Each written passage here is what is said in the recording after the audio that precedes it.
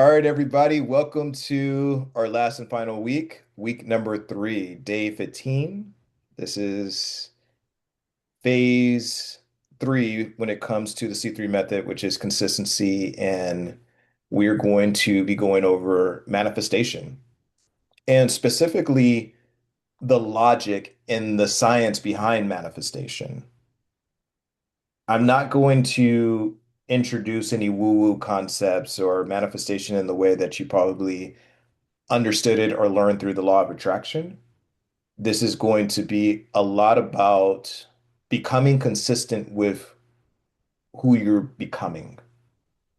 So, if phase 1 was clarity, and that was about the awareness, bringing awareness to your intention, which direction do I want to walk in? Phase 2 was confidence, which is all about I'm going to believe that I can actually reach my goal. I'm going to embody that in my nervous system. Because when you're thinking about manifestation in phase three is all about creating consistent systems, habits, patterns that are going to allow you to go on that journey and to actually reach the end goal. So let me explain. Manifestation has two different parts. The intention that you send out to the universe, this is through your mind, and the elevated emotion that you have with your body. So your thoughts, your intentions are the language of the mind, your feelings are the language of the body. And this is very, very important to understand. You can have an elevated emotion and be super happy, but you can still not manifest anything. You can have an intention and say, I want to go in this direction. This is what I want. I want more clients. I want a better relationship. I want a better body, all this. I want to be more consistent and still not manifest anything. You need both of them. You need a clear intention and you need an elevated emotion. A clear intention is going to give you the direction. The elevated emotion is going to give you the fuel. And with that formula, that is going to equal your desired result. So when we talk about manifesting, it's not in the way that most people think about it. It's not about wishing, is it about hoping? And it's definitely not about waiting. It's actually about selecting. So sometimes I don't even like to use the word manifesting. It's about selecting the things that you desire in your reality or that you want to create in your reality. I'll teach you this when we get to Manifestation 101, but one of the first rules that you'll need to understand about manifesting is that everything that you want and you desire is already in your reality. If you haven't experienced it, it's just because you can't see it. If you guys re Does everybody remember the reticular activating system observation theory exercise that we did? That is evidence and proof that that pink butterfly, that purple truck, that whatever it is that you were looking for was already in your reality. You just couldn't see it until you reprogrammed your reticular activating system to open up and see it. There's trillions of bits of data in your reality right now. If you had access to all of that, your body would completely shut down. It would absolutely shut down. You would be overwhelmed. You would be fried. Your reticular activating system filters out of all that information, which you can see based on your belief systems. It's going to align with your belief system, and that's going to show you this particular view. That doesn't mean that everything else doesn't exist. It just means you can't see it yet. So when we reprogram our reticular activating system, we're saying, I'm changing my belief system. I know this is funny, I'm doing this. I'm changing my belief system. And when I change my belief system, it's going to allow me to see here, it's going to allow me to see here, and it's going to allow me to see there. You looking over there is wealth. You looking over there is a positive relationship. You looking over there is scalability. You looking over there is, the signature for your most optimized self. That is what we'll be doing, and that is the science behind manifestation. It's alignment, alignment with what you actually want to see versus what you are default in seeing. So one of the most important distinctions from today's lesson is that you are always manifesting something consciously or unconsciously. It just might not be what you want to manifest. So there's going to be things that you're selecting or manifesting that you're like, yeah, I definitely want to see that in my reality. There's going to be other things where you're like, I don't want to see that anymore. It's all based on your belief system. So the question is, or the question isn't if you're manifesting or if you can manifest or if you're good at it. The question is, what identity is driving it? What is the belief system that's driving the identity for you to actually see it? Most people try to manifest outcomes or select outcomes without changing the person or the identity and reprogramming the reticular activating system that creates them to see them. If you look in the mirror and you want to see a smile, you have to change the smile. You can't look at the mirror and get pissed off at the mirror because it's frowning back at you. If you're looking in the mirror and there's a frown, you have to smile first. Then you will see the smile. If you are looking for a certain reality, you have to become that reality first, and then you'll see that reality. Does that make sense to everybody? Okay. So, are there any questions? I have a question, but I think we kind of answered it a little actually with your as you talked. In the workbook, it asked me to write. It asked me again for my three core values, and I think we talked about this on onboarding as well. And I've always tried to live with my core values personally is always to be for me is to be brave, truthful, and unselfish. Yet, and maybe I don't always held myself to that, and but yet doing my old self and becoming my new self, and working through having clarity and confidence in what I do. My question was, is do those have to change? And I kind of heard that maybe I don't have to because it's all about, as you just said, it's your identity. Your identity is your beliefs lead into your identity, and it's something I believe in. Hmm. Um, So what specifically are you asking? yeah, great. I guess the question is do, I held these beliefs prior, right? I've always had this like, hey, I want to be for me, I want to be a man. I want to be brave, truthful, and selfish. Those are my core values. But it led me to a certain point to where I stopped. Right, I had that gap, and as I've worked through this process the last 15 days, trying to overcome those blocks and those gaps and my limiting beliefs. I guess my question is, I never really put really into thought of are my core values part of that limiting Mm, of my mhm. identity? That's a That's my I guess that's a better way to say my Yeah, questions. Do my core values need to change in that sense? Do I no longer want to say I look to be brave, truthful, and selfish, but rather something else? I'm not really sure because I feel like those are good qualities to have. yeah. But okay, so let me ask you a question. Do they still feel in alignment with the person that you are today? Or do they feel easy,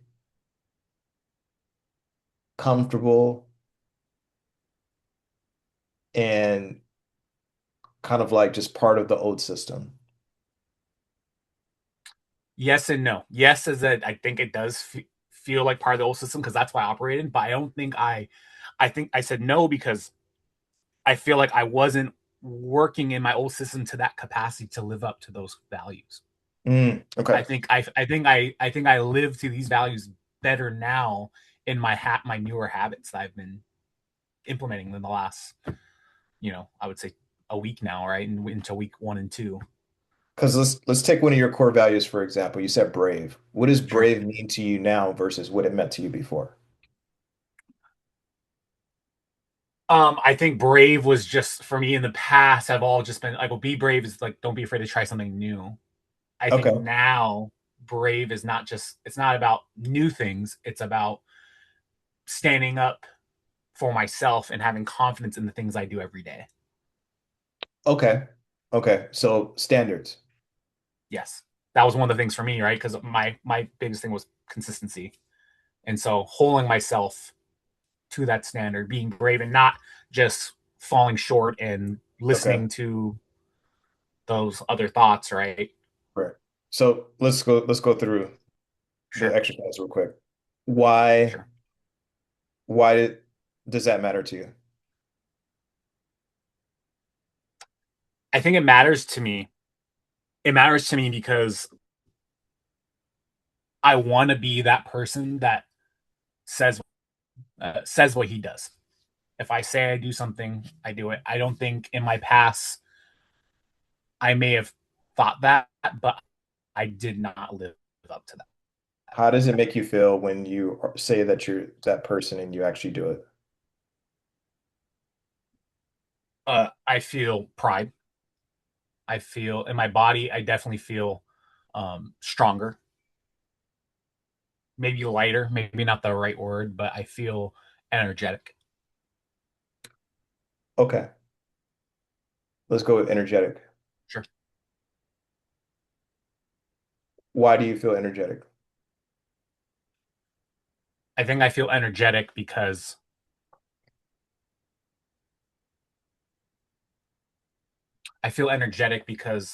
whatever the task I had that I was doing, that I feel I doubled down and trusted myself to do and do it right. I feel energetic because I can do it again and continue to do it. It's not something I dread or don't want to do ever again. Hmm.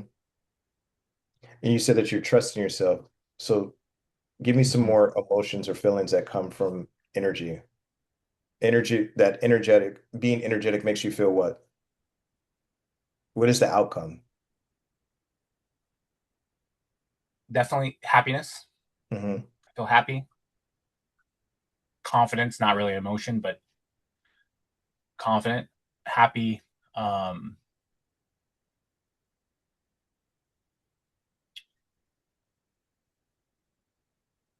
content with myself. Hmm.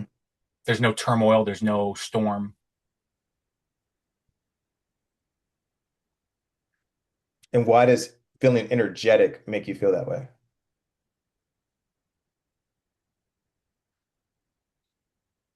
Uh, I can just the best way to describe it is like when you do something you love, you can continue doing it for hours and hours on end, and that's kind of how I feel that energy is being able to do things on repeat no matter what. Then I think we found your core value. One of your core values is only doing things, working with people, having relationships, moving in certain directions, committing to certain activities that you love and that give you energy. That yeah, When you love it to that point and it gives you that energy allows you to feel more confident. That energy allows you to feel content. That energy gives you the life force to be consistent. That energy gives you all of the tools that you need in order to be the highest version of yourself. But it's that really all well. comes from you being steeped down and really, really, really loving it. It sounds like you've committed to things and that you've been doing things because you might have thought that you needed to do them.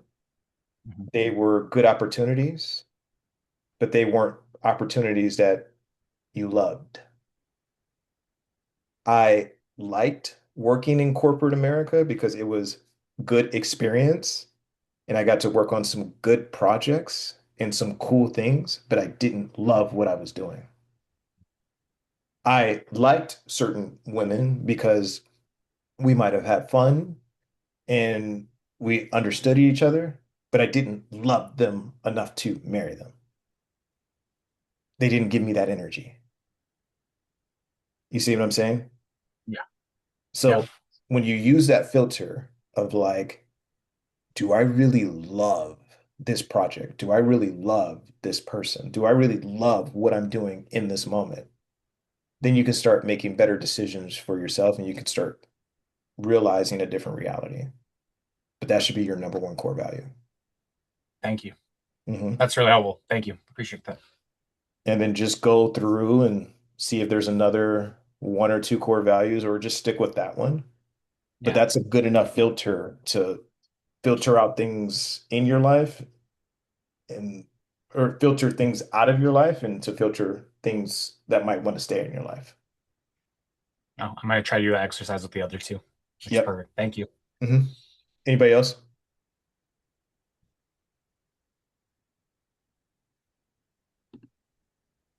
Okay.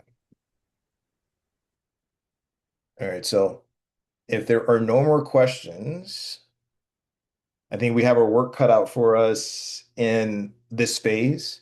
Over the next 2 days, we're going to get back to the basics, do an old self-identity versus new self-identity, continue doing that reprogramming work. And then we're going to get into the really fun part of manifestation, breaking it out. And you'll actually start seeing things pop up in your life, kind of like how we did the reticular activating system exercise. This will give you, or what I'm going to give you, is a specific framework that you can use on repeat in conjunction with the reprogramming. So, the framework for manifestation that I'm going to give you is being able to actually move through it. The reprogramming that we've been doing with the BTFA is going to allow you to move your head to actually see the results. That's why those two work in conjunction. You have to reprogram your beliefs at the same time that you're doing all the other stuff. And eventually it's going to be super simple, where you're just going to be like, okay, intention plus elevated emotion, cool, got it. It's just actually that simple. But I'm going to walk you through some things that you can remember just in case you forget or you get out of practice or whatever. I don't want you just to become a philosopher. I want you to embody this information and become a master. So that's why we're going to go in deep, but then we're going to come out and make it very simple, okay? So with that said, I'll see you all tomorrow in day 16. All right, Perfect. guys. Thank you. Yeah, Thanks, bye. Michael.